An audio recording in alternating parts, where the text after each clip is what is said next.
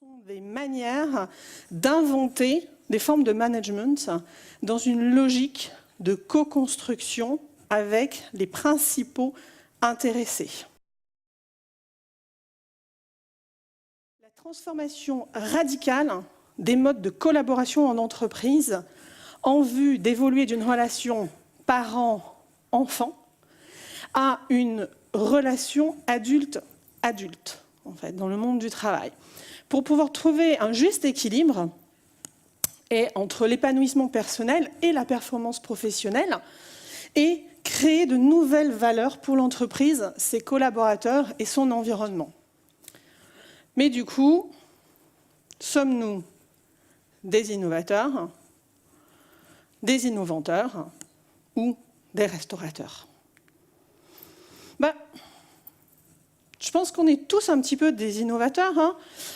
Pourquoi des innovateurs? Puisqu'on en a l'esprit, puisqu'on veut changer. On veut changer les modes de management, les modes de collaboration. Et on a tous on a le même objectif que des innovateurs. L'innovation, c'est d'abord l'introduction dans le processus de production et ou de vente d'un produit, d'un équipement et d'un procédé nouveau. C'est aussi un processus d'influence qui conduit au changement social et dont l'effet consiste à rejeter les normes sociales existantes et à en proposer de nouvelles.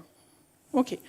Du coup, si on change la collaboration entre managers et équipes, la collaboration entre les équipes, on est bien des innovateurs.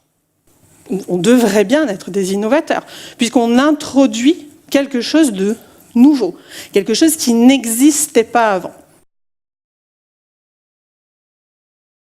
Pour que l'innovation managériale fonctionne, on doit se baser sur 4 piliers. Les 4 piliers, le premier étant la confiance. Sans confiance, il n'y a pas de collaboration possible. Du coup, il n'y a pas d'innovation managériale possible. En fait, le choix, c'est de laisser la possibilité à la personne de s'engager volontairement dans les nouvelles pratiques, en fait. C'est réellement laisser le choix à la personne. C'est-à-dire qu'on arrive.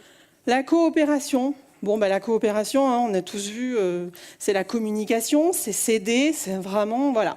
Sans coopération, on ne peut pas avoir de management collaboratif et on ne peut pas avoir d'innovation managériale. Non. Et puis la convivialité. La convivialité, c'est cool, quoi. C'est cool de venir. On est content de venir travailler, on est dans une bonne ambiance, voilà. Et alors, quand est-ce que ça n'a pas marché, l'innovation managériale? C'est quand, par exemple, on avait que la convivialité, entre guillemets.